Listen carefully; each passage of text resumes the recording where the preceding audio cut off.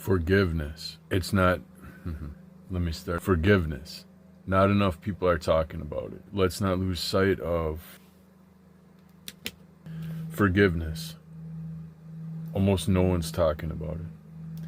But we need to remember how we got here and how necessary it is. Not forgiving what's going on right now is exactly what is going to keep you trapped. I believe it's by design to keep us trapped in this cyclical thinking, this snake eating its tail. There's no escape because you're seeking punishment, which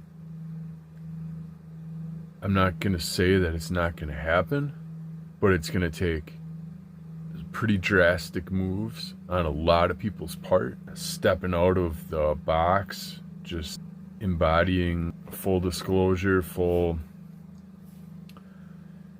embodiment. Once you commit to it, you are committed 100%, and not many people are willing to do that right now. So I think that their passions are so high that it's got us seeking punishment, like the worst sort of punishment too, which we know right now that it's unlikely to happen. Like, I've seen some pretty horrific examples of some of the punishments that people want for these people, and we know in our hearts that it's just not going to go down that way. Thinking about it feels nice, and it feels justified, and it feels like we're being heard, like our pain is being heard. But ultimately, your pain needs to be heard by you, and it needs to be felt, acknowledged, but you also need to release it. You need to let it go. You need to forgive it. Forgive yourself for either being duped by this guy, duped by the people, duped by the system, by the process, by your peers. You know, if you're holding it against people that you know and love and all that they let you down, you need to forgive that. Forgive yourself for being in the situation that puts you underneath people like this. Forgive the billionaires for their greed and their lust. Forgive, let it go, release it. You need to call your energy back, because I think the last time that I posted anything was like a day or two after Alex Preddy execution, and I was so enraged. I was ready to take to the streets. That's all I'll say right now. But I needed to reframe my thoughts. That's why I haven't come on in a while, and I haven't voiced my opinions on a lot of what has happened since then. Anything, really. I've just been in the comment sections, and boy, if I could make some sort of a living off of the comments that I write and get likes on, like, that should be a thing.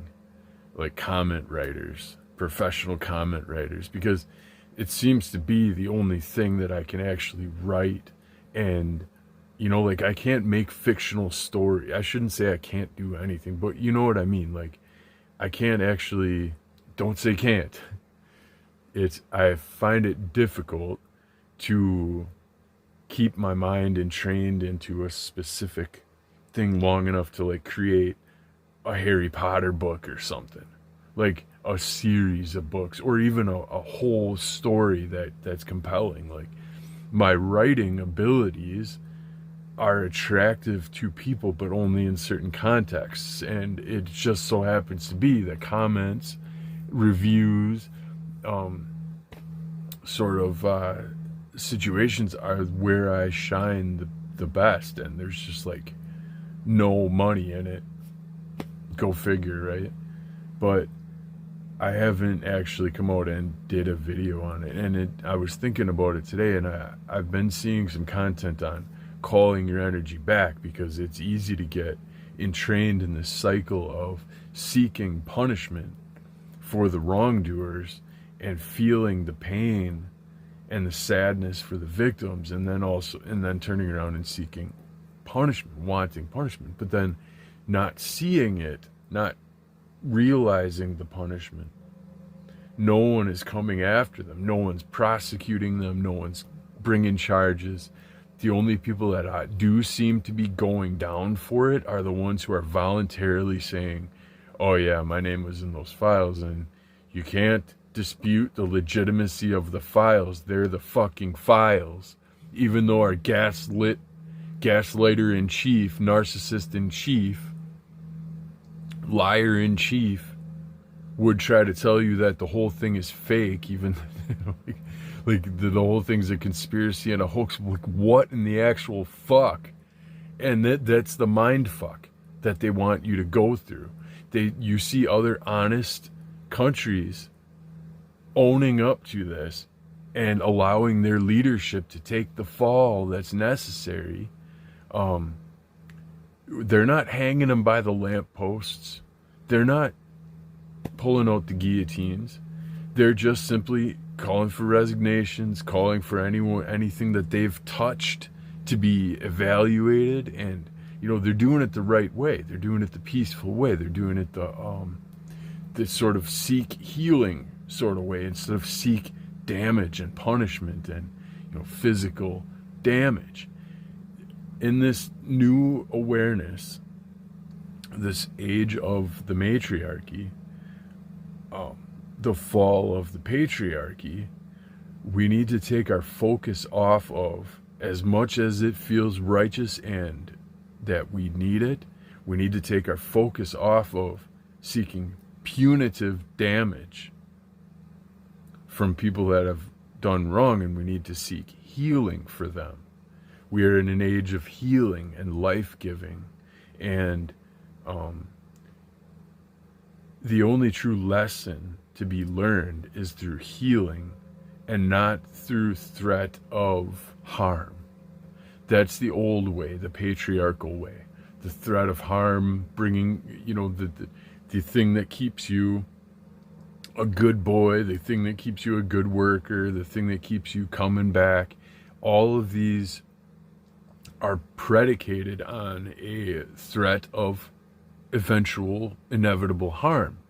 That something bad is going to happen unless you do this. That's what ultimately keeps us in line. And that's a product of the patriarchy.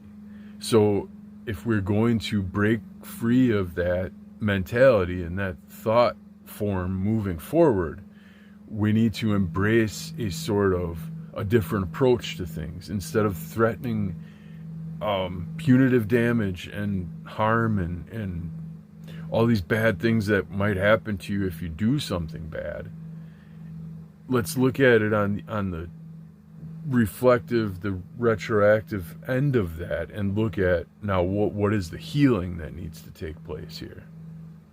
The healing needs to start within the people that were affected, because we know that the perpetrator, the person that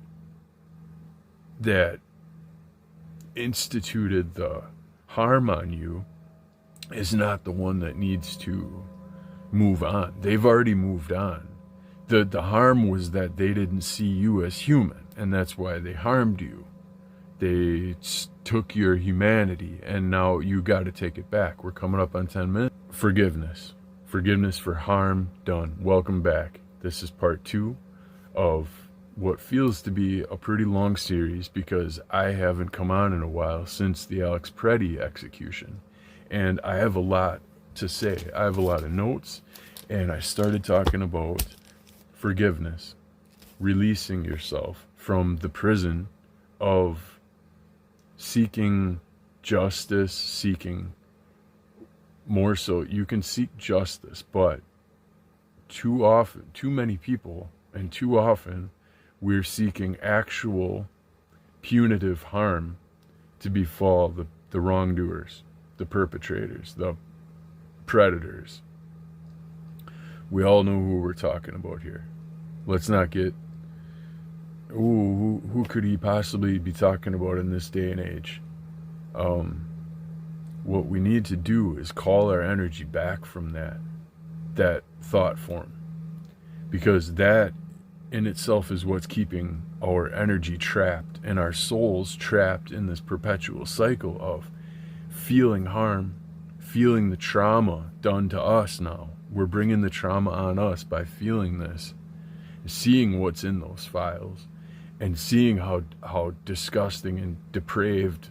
And I didn't come on for a long time, like I said, like since Alex Preddy's execution.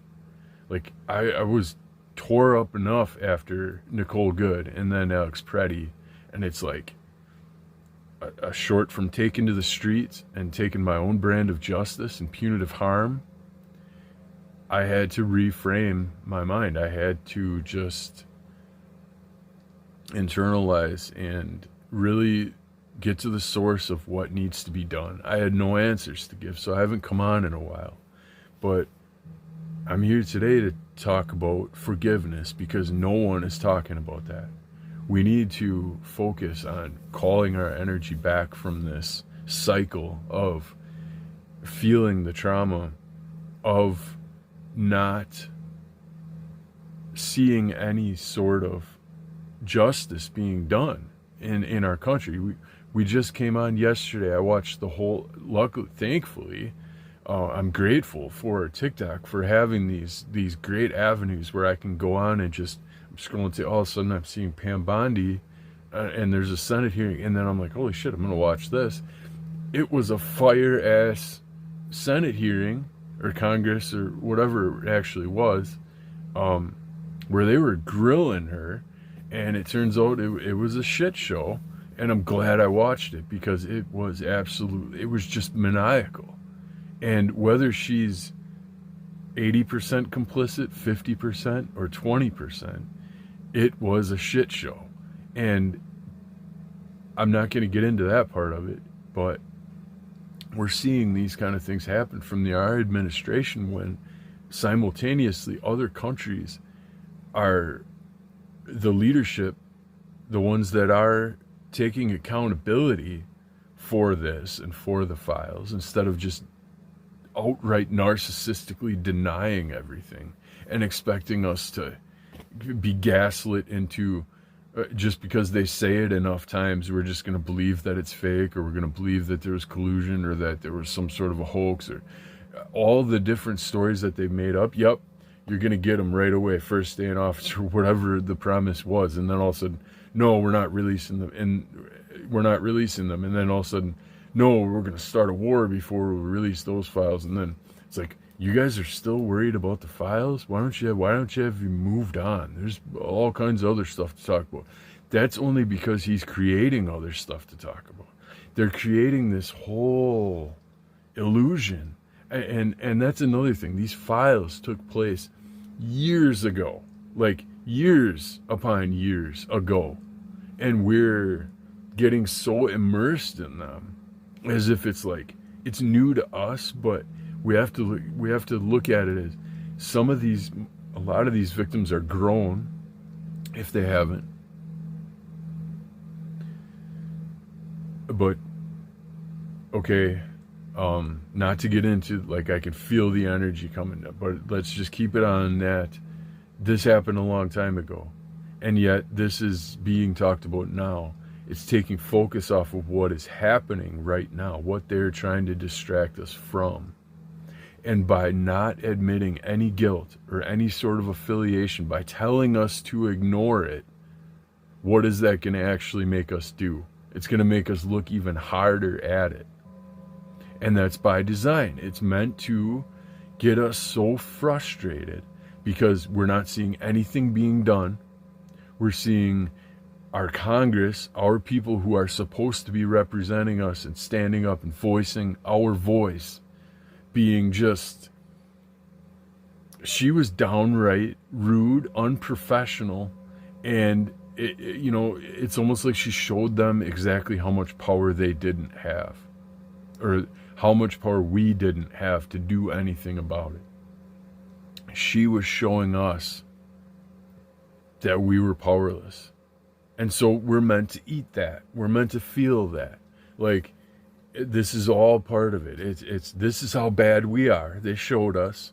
They redacted it. They've unredacted it. They've redacted things they shouldn't have. They've unredacted things that they shouldn't have. And they've shown us their true nature. And they've shown us the scope of how big it is and how many wildly influential and powerful and rich people are involved in it all throughout the world. You have countries, India, UK, a bunch of others, all major influential players are being resignated and all that stuff. So there's accountability, but it's voluntary accountability. It's not necessarily exactly voluntary, but like the Prince Andrew thing, they took away his title.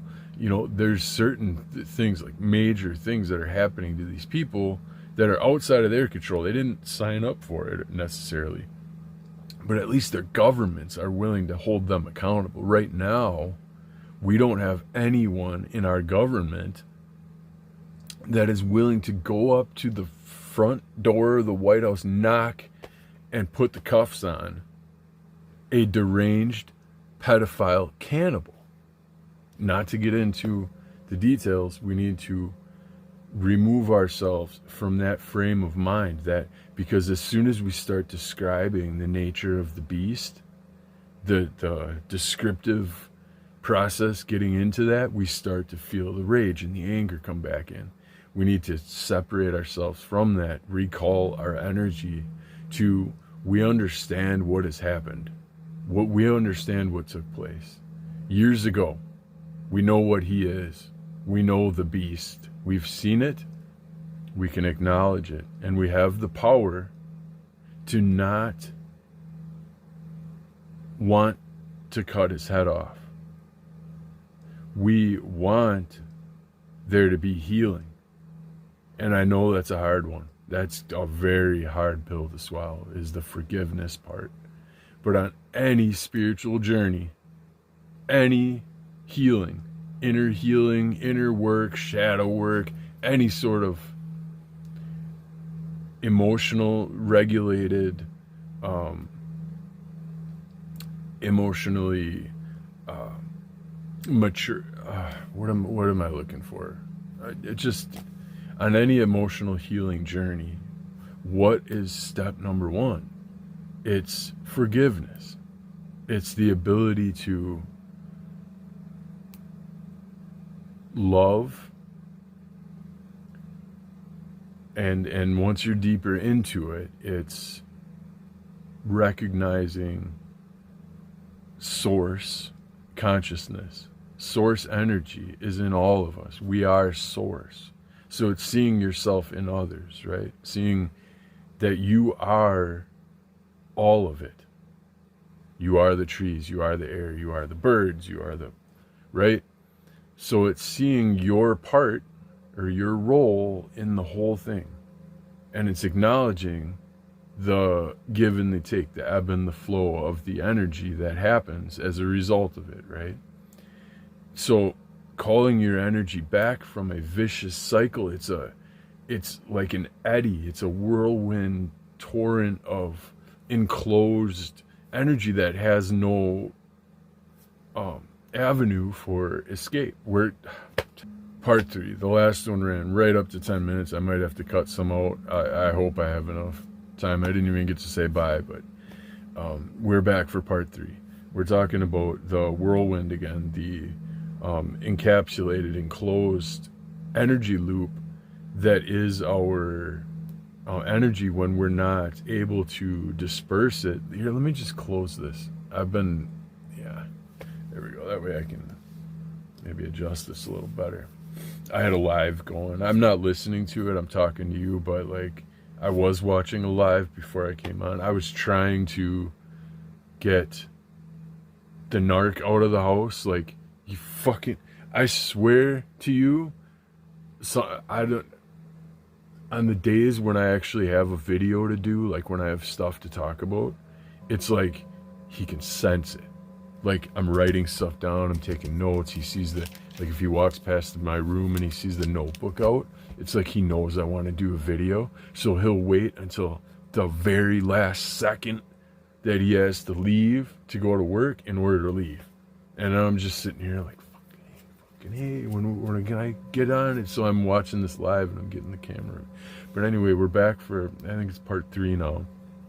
The last one ran right up to the 10 minute. I just caught it at the last minute. But we were talking about releasing the energy from the whirlwind of entrapment that happens when we get into the cycle of seeking punitive damage for the beast of the perpetrators and the bad actors, that we all want to see justice. But justice, I need to remind that is a product of the patriarchy. And in this new coming of the rise of the matriarchy, we need to separate ourselves from this desire for punitive damage, punishment, damage to happen to these people, as much as we know that they deserve it, and they should feel the pain that they've inflicted on others, and they should feel worse pain that'll teach them a lesson, and all these thought forms. We've been trained, this is the way, this is truth, like that's just how we feel, because it's ingrained in our essence that someone needs to eye for an eye sort of a thing. But when you embrace Christ consciousness, what did Christ say? Turn the other cheek, right? I mean, that's baseline. I'm not religious and I'm not fucking even Christian or any of that bullshit. But if you want to go down that road, that's the teaching that comes from that. But on the flip side, like not flip side, but to talk further into that, it would be embracing forgiveness for yourself. Release yourself from it. Like, seeing the files is them showing themselves to us. They're revealing themselves. The beast, we're seeing them for what they truly are. We're also seeing that they're narcissistically gaslighting and trying to deny any involvement or the legitimacy. They're trying to make us deny what our senses are telling us is truth, what we're seeing and hearing for ourselves, what we know to be truth. They want us to deny it. They want us to deny how many times his name showed up in those emails, and try to make it look like he wasn't BFFs, and sending him birthday cards and all this fucking bullshit that gets us all enraged and seeking punishment because of how maniacal it is for them to deny it on such a level that we can see the truth to it. So what do they want us to do? They want us to act out of this ferocity, this frustration. They want us to get furious, and they want us to get enraged, and they want us to feel that bottled up, why isn't anyone doing anything about it? Why don't I just do something about it? I'm about ready to take to the streets and get my own brand of justice. And the justice that you seek is the justice that is a product of this patriarchy. Like, they want you to want them to suffer. They want you to want to see them hurt and punished and harmed, and punitive damage to happen to them. They want you to want the worst things for them, because that sends them the most amount of energy, and it also sidelines your attention and your energy off of what we should be focused on, and that is ascension, right? We need to bring it back. And we're not, like, I know that a lot of the awakened community, we're justice warriors for what is right and fair and truth. And you see someone that is disadvantaged or not able to stand up for themselves, and in a position of weakness, and you want to stand up for that person, and you want to get their justice righteously, but it traps our energy when we don't see the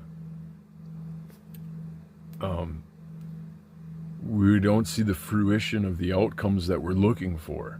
Like, it traps our energy in that cycle when we don't see the punishment and the damage that we're looking for to happen to these people.